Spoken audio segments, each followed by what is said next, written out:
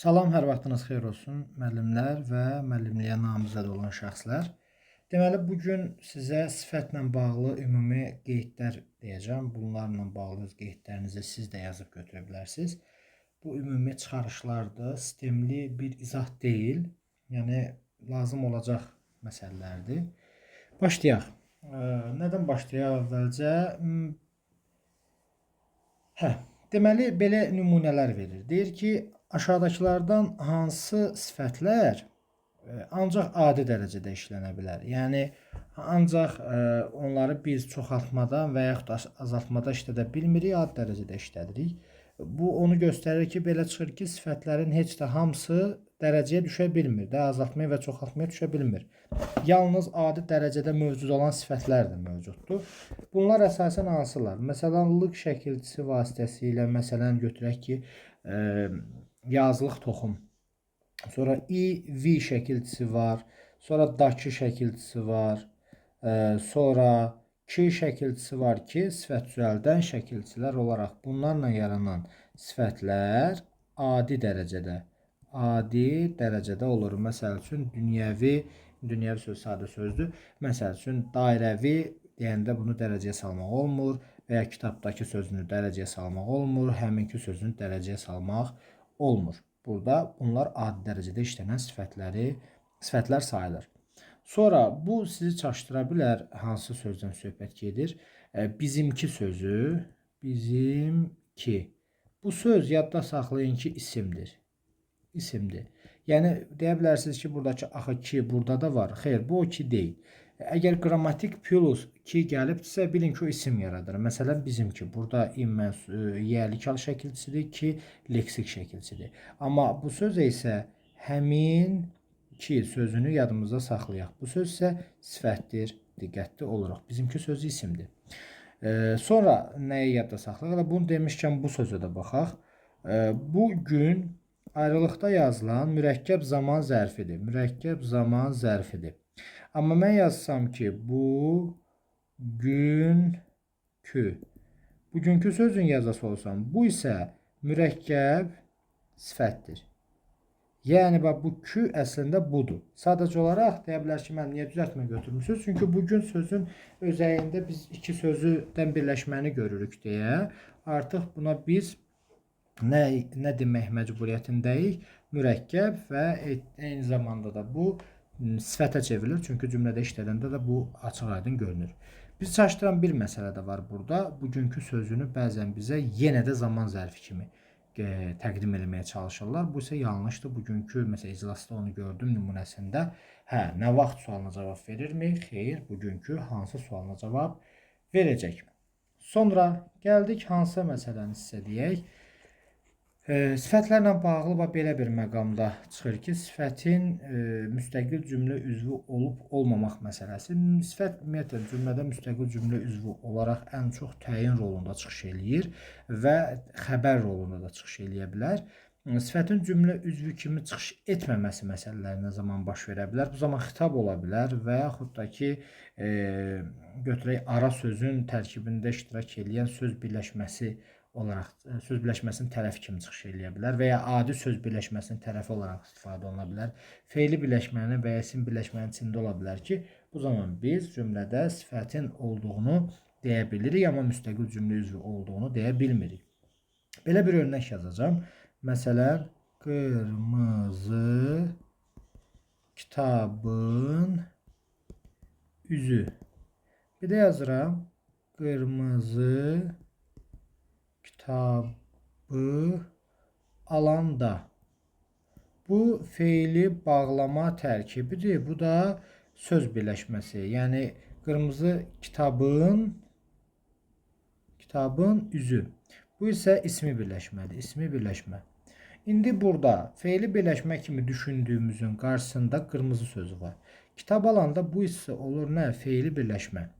Bu isə fe'li birləşmənin asılı tərəfinə aid olan izah edici sözdür. Yəni, morfoloji baxımından sifətdir və biz amma bunu fe'li birləşmə olduğuna görə bir yerdə götürürük nə?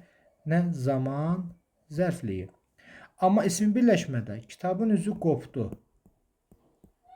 Qopdu nə? Kitabın üzü. Hansı kitabın üzü? Qırmızı. Demək ki, qırmızı sözü nə oldu? Təyin rolundadır. Müstəqil cümlə üzvüdür. Deməli, bunu yadımızda saxlayaq ki, feili birləşmənin aslı tərəfinə aid olan izah edici sifət görürsünüzsə və ya say görürsünüzsə və ya təyin edici hər hansı bir cümlə üzvü görürsünüzsə, o müstəqil cümlə üzvü olmur.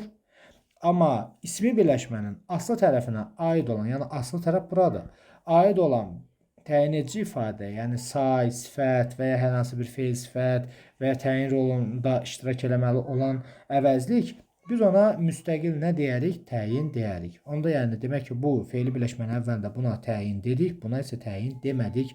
Çünki o feili birləşmənin içərisindədir. Sifət təyin ola bilərmi? Ola bilər. Bu kifayət qədər, yəni geniş bir məsələdir ki, yəni bu hər zaman görünür və istifadə olunur. İndi gəlin belə bir nümunə deyim sizə. Sifətin bu tipli nümunələri də olur. Kitabın maraqlı dizaynı. Kitabın maraqlı dizaynı diqqətimi çəkdi. Diqqətimi çəkdi nə? Kitabın maraqlı dizaynı. Bu hamısı bir yerdə mübtədadır. Bəs maraqlı sözü nədir burada? Bu sifətdir. Sual verir, ay müəllim, bəs bunu bir yerdə götürsəz, sonra niyə sifət deyirsiniz? Bəs nə deyim? Demək ki, bu sifətdir də, sadəcə morfologiyası sifətdir. Bunun sintaktik xüsusiyyətinə gəldikdə isə cümlə üzvü deyil. Yəni bizim problemimizin bir tərəfi budur ki, söz birləşməsini parçalamırıq.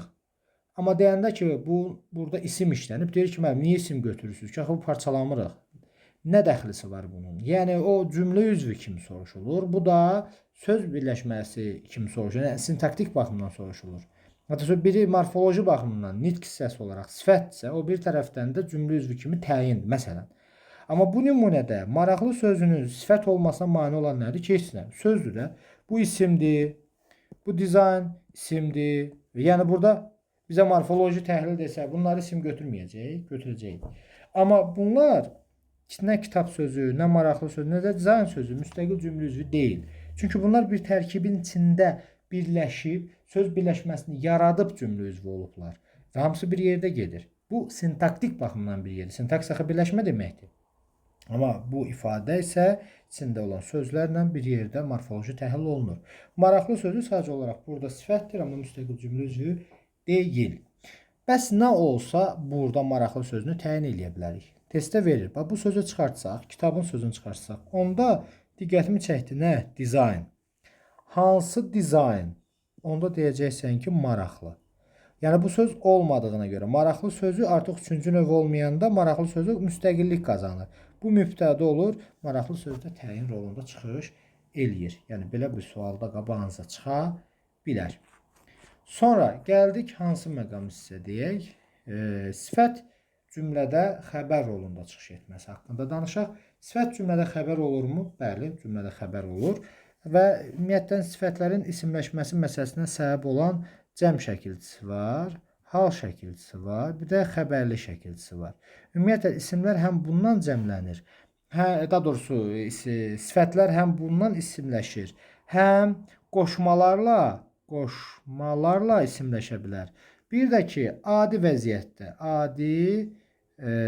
vəziyyətdə isimləşə bilər. Necə? Məsələn, qoca kişi gəldi. Gəldi ifadəsi kim, kişi, ki, hansı, qoca.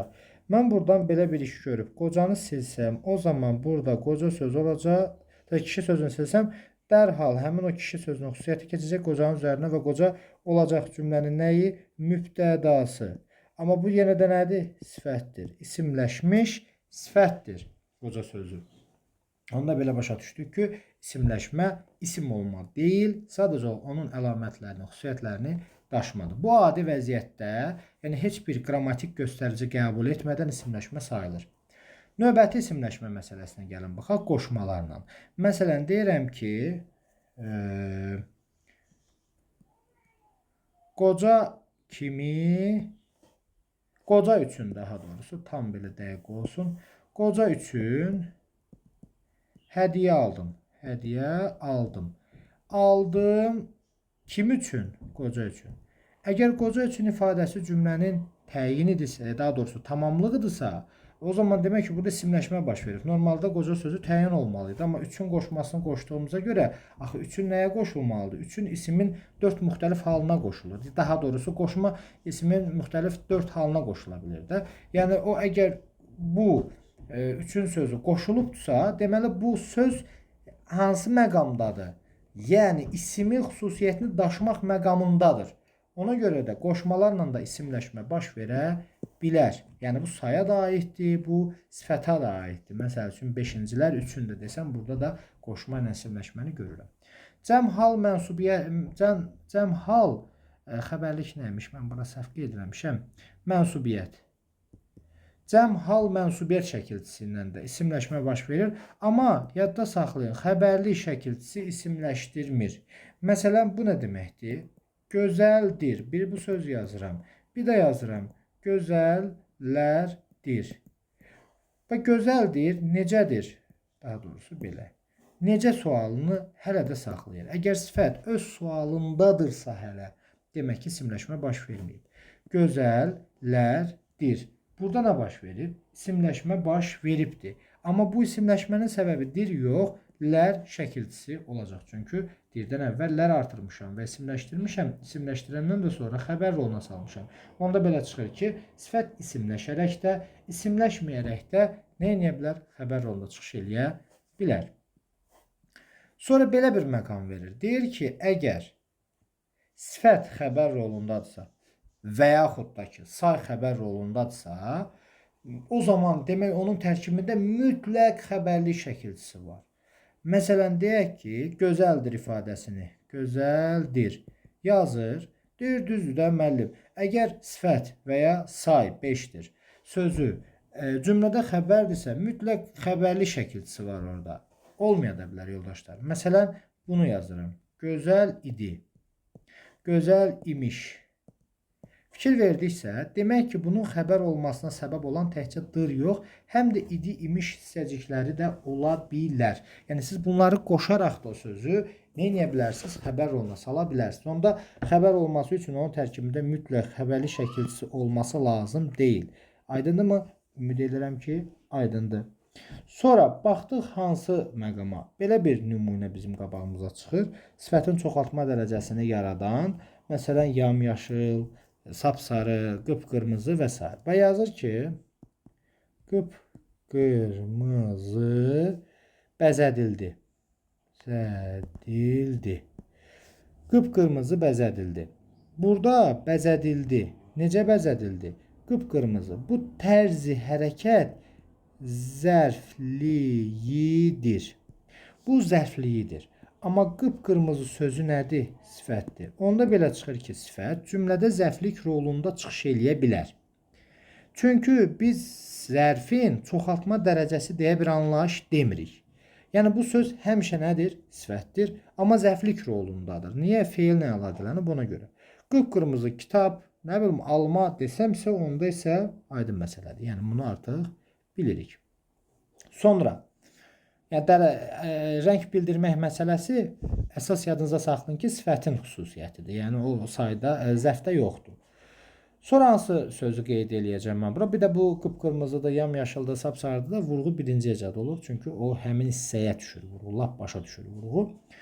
Başqa hansı məqam deyəcəm burada? Məsələn, bu sözə diqqət eləyək.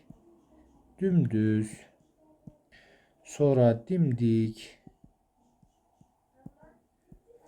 Demək ki, bax bu sözləri yadınızda belə saxlayın ki, bunlar nələrdir? Bunlar yerinə görə feil plus feil olsa, plus isim olsa, burada buna deyəcəksən zərf, buna deyəcəksən sifət. Yəni nə deməkdir?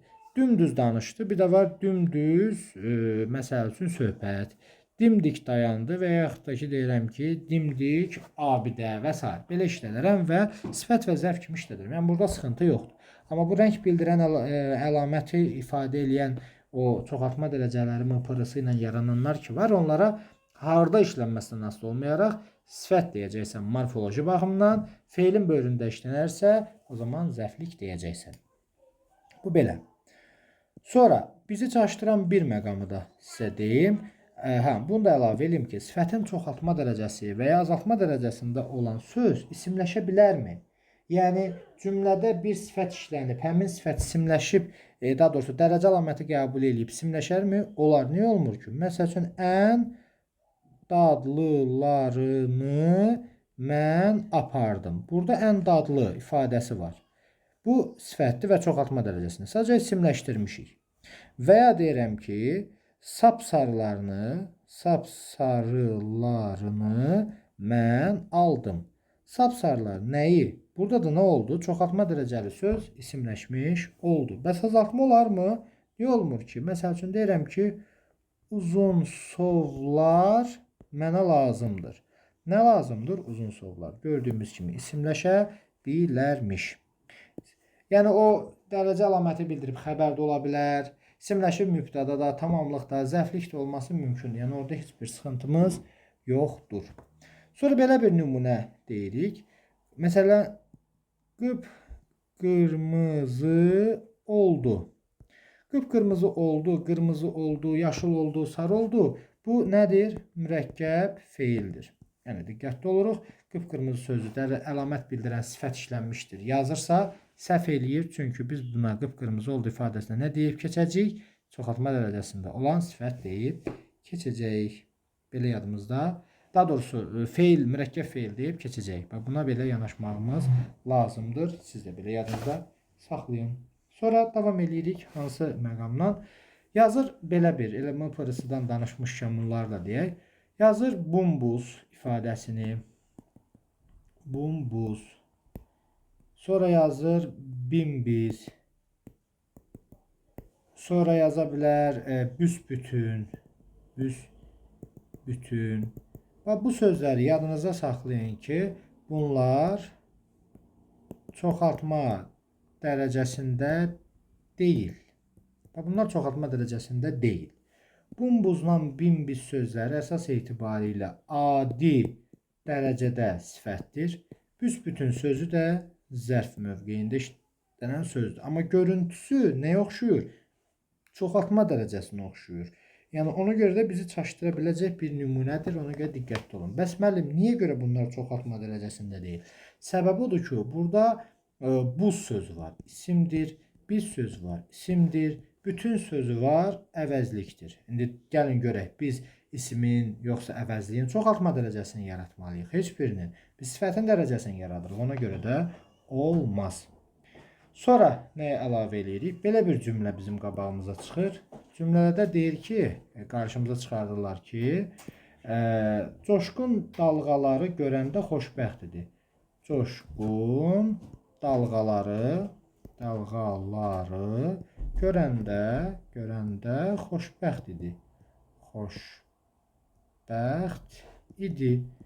İndi bunu belə bizim qarşımıza çıxardır və coşqun sözünü cümlədə işlədir və deyir ki, bu cümlədə sifətin olub olmadığını dəqiq söyləmək olmur. Həqiqətən də burada coşqun sözünü iki cür düşünə bilərsən. Buna sən xüsusi isim kimi yanaşa bilərsən, bir də sifət kimi yanaşa bilərsən. Olar. Çünki cümlə əvvəlində istənilən söz onsuz da böyüklə yazılır, sifət olanda da böyüklə yazılmış olur. Coşqun dalğaları. Necə dalğaları? Bir də var coşqun. Dalğaları görəndə xoşbəxtdir. Kim? Coşqun. Belə düşünə bilərsən. Deyirsən ki, coşqun sözünü görə deyə bilərsən ki, bu cümlədə daha doğrusu sifətin olub olmadığını dəqiq söyləmək olmur. Bu fikir coşqun sözü ilə bağlı doğrudur. Yəni desək ki, coşqun sözünün sifət və yoxsa isim olduğunu dəqiq söyləmək olmur, əlbəttə bu doğrudur. Amma desək ki, coşqun dalğaları görəndə xoşbəxtdir cümləsində sifətin olub olmadığını dəqiq söyləmək olmur, bu səhv olar. Axı bu cümlədə xoşbəxt idi sifətdir. Necə yəni bu cümlədə sifətin olub olmadığını dəqiq demək olmur? Axı dəqiq bilirsən ki, xoşbəxt sözü varsa bu sifətdir də. Özünü niyə cətə salırsan ki? Sənin diqqətini çəkən nədir? Coşqun sözünü sən orada görürsən, elə zənn eləyirsən ki, hə, burada coşqun sözünə görə iki cür düşünmək olur. Ona görə olub olmadığını demək olmur, bu ehtimaldır. Elə yanaşırsan və səhv çıxır. Amma cümlənin axırına bir dənə çön bax gör, orada da nəsə bəlkə sifət var. Bu belə. Sonra hansı məqamı sizə deyim? Sifətin IV vəziyyəti ilə I şəkilçisi vəziyyətini deyək. Yadda saxlayın, IV şəkilçisi var. Bir də var I üstü 4 şəkilçisi var. İkisinin də leksik vəziyyətindən danışırıq biz. İV və yaxud da i üstü 4 şəkilçiləri sifət düzəldə bilir hər ikisi. Sadəcə olaraq bəzən bunları biz qatırıq bir-birinə. Məsələn, örnək belə bir söz verir. Deyir ki, hansı sözü desək, tarixi sözü. Tarixi leksik şəkilçili söz kimi verək. Biz belə bu söz verir. Bir də hansı sözü verir? Deyir ki, qızılı. Qızıl, ı. İndi deyir ki, bunların ikisi də eyni şəkilçi ilə düzəlib. Bu heç də belə deyil. Çünki tarixi sözü ivdir. Amma bu isə üstü 4. İndi görürsünüz, ilk baxışda bunları fərqləndirmək hədsiz dərəcədə çətindir. Bəs müəllim, bunu necə fərqləndirək? Yadda saxlayın, IV ilə yaranan sifətlər əsas etibarilə keyfiyyət, üstü 4 ilə yarananlar əsas etibarilə əlamət bildirir. Məsələn, rəng, forma və s. Məsələn, armudu stəkan forma bildirir, yəni əlamətə aiddir. Amma elmi əsər, inqilabi, poema və s. kimi nümunələr isə keyfiyyətini bildirir, IV ilə düzələnlərdir. Bunu beləcə yadınızda saxlayın. Bu məqamda aydın oldu ümid edirəm. Sonra gəldik hansı məqamdan danışaq sizə? L şəkilçisinin isim yaratmağı və L şəkilçisinin sifət yaratmaq məsələsi var. Məsələn, şagird sözü ilə alternativ işlədilən məktəbli sözünü yazıram. Bir də bura qeyd eləyirəm hansı sözü? Dadlı, duzlu. Yəni bu sözləri yazıram. Yadda saxla, məktəbli, şəhərli. Bu sözlərdəki li şəkilçisi sanki mənsubluq bildirir. Amma burada isə yox. Necə mənsubluq? Məktəbli məktəbə aid olan, şəhərli şəhərə aid olan, kəndli kəndə aid olan deməkdir. Yəni sanki mənsubluq anlayışını bildirir. Amma burada dadlı, duzlu sözlərində isə diqqətli olun. Yəni nə bildirir məzmunu? Yəni aidlik bildirmir. Əlamətini bildirər, keyfiyyətini bildirər. Yəni ona görə də bu sözə nə deyərsiniz? Sifət deyib keçəcəksiniz. İsim məqamında işlətməyəcəksiniz. Bu belə. Ümid edirəm bu da aydın oldu. Sonra növbəti hansı məqamımıza diqqət eləyək? Deməli, başqa... Bu sözün işlənməsi əlaçı sözü var. Əlaçı. Bu söz isimdir. Buna diqqətli olun. Sonra gözətçi sözü var. Gözətçi sözü var. Bu da isim məqamında işlənən sözdür. Buna da diqqət eləyin. Sonra başqa nə deyə bilərik? Dilimizdə işlədən. Belə bir nümunə işlədir. Dözümlü və cəsur olmaq lazımdır. Olmaq bizim üçün vacibdir. Nə? Dözümlü və cəsur olmaq. Yadda saxla ki, burada nə dözümlü sözü, nə də cəsur sözü sifət deyil. Bunlar sifət deyil. Qeyd elədim. Niyə deyil?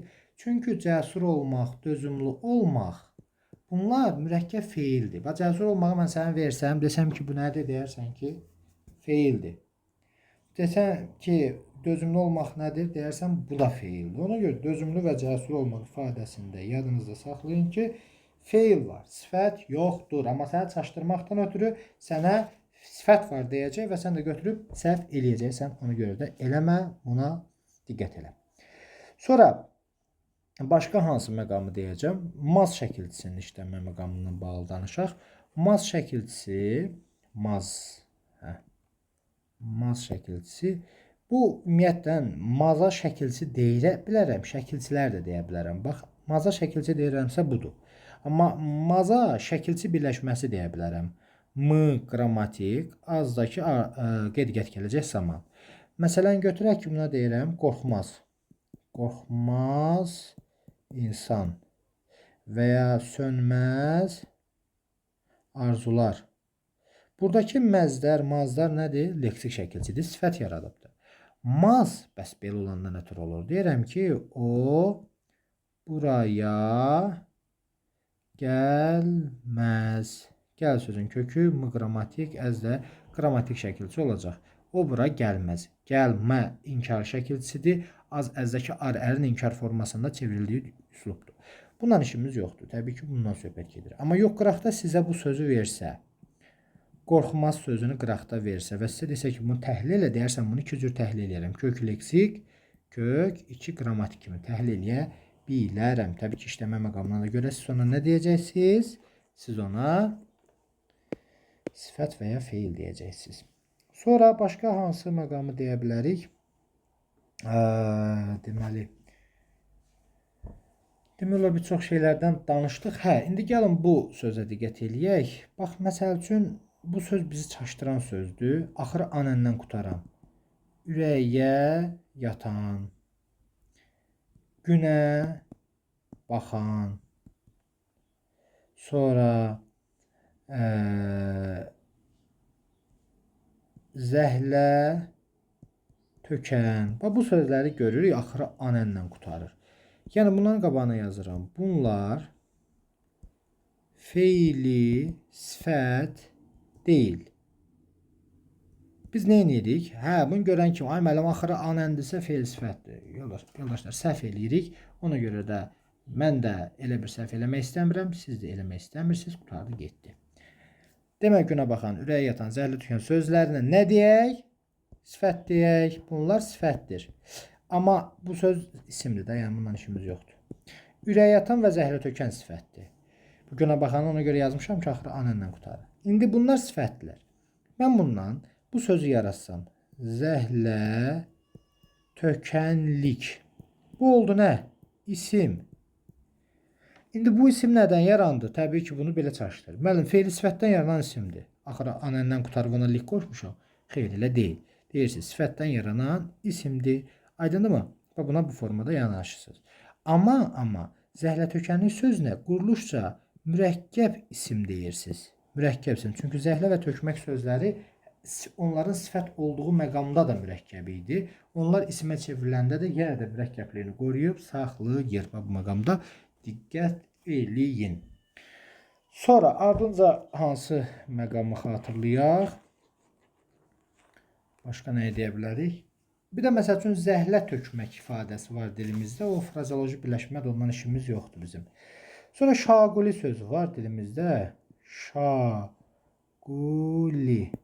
Şaqul sözü var dilimizdə. Bu da il leksikdir. Yəni bu sözü yadınıza saxlayın ki, bu düzəltmə sifətdir. Sifət düzəltmə.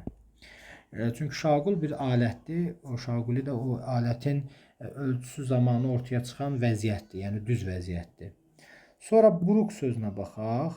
Buruq sözü belə deyək də amonim sözdür və buruq sözü buradan buruq yaranır. Bu sifət də ola bilər. Buradan buruq yaranıb nə də ola bilər? İsim də ola bilər. Yəni buruq saç və ya neft buruqları mənasında.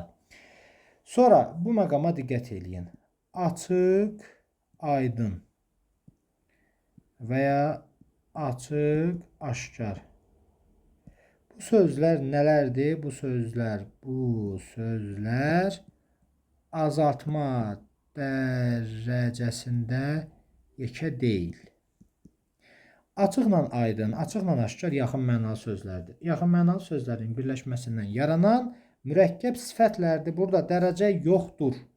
Bunlar məqamına görə sifət də ola bilər, məqamına görə zərf də ola bilər. Məsələn, açıq aşkar, açıq aydın danışdı, açıq aşkar söhbət, açıq aydın söhbət. Bu da sifət oldu. Yəni gördüyümüz kimi zərf və sifət mövqeyində işlənə bilər. Sifət mövqeyində işlənəndə dərəcəmiz nə olacaqdır? Götürəcəksiniz onu birbaşa olaraq adi dərəcədə olan sifət. Bu qədər. Mürəkkəb sifətdir. Sonra sifətin çoxaltma dərəcəsində bir də hansı məqamı deyim? Məsəl üçün, ağ sözü ilə bağlı bir dərəcə əlaməti var. Ağ, A dərəcə, ağ, appaq bu var. Bir də var, ap-ağ. Bunlar morfoloji yolundan çoxaltma dərəcəsidir. Bir də var bu, düm-ağ. Bu isə hansı yolla yaranıbdır? Sintaktik yolla düm hissəci ilə işlənib. Bir də diqqətli olun. Bu işlədirik dümdüz sifəti. Yazır dümdüz sifəti ilə dümağı böl-bölə. Deyir bunun ikisi də sintaktik yolla yaranıbdır. Xeyr yoldaşlar. Yadda saxlayın ki, m, p, r, s samitləri ilə yarananların yaranma prinsipi belədir. Məsələn, düz sözünü götürürəm. Düz sözünün ilk hecasını götürüb bura yazıram. Dü. Burada z-nı qoydum. Oldu. Daha sonra m-nı qoydum. Oldu dümdüz. Və ya sarı sözü. Bu sarının sasını qoyuram bura. Sa, p-nı qoyuram sapsarı olur. İndi gəl baxaq. Ağın bura nəyini gətirmişik? Heç nəyin. Ona görə bu hissəciyin özüdür. Amma bu isə m pırısı ilə yaranmadı. Yəni düyünü gətirib qoymuşuq bura. Amma burada ağappağı əgər yaratmaq istəyirsənsə çoxaltma dərəcəsində belə eləyirsən. Apaq. A-nı gətirdin, qoydun, bu p-nı gətirdin, qoydun bura, bu da oldu apaq. Bir də ayrıca olaraq appaq hissəciyi ilə yaranma çoxaltma dərəcəsinə rast gələ bilirik. Sonra gəldik hansı məqama? Bir-iki dənə məqam deyək, ondan sonra yekunlaşdıracaq.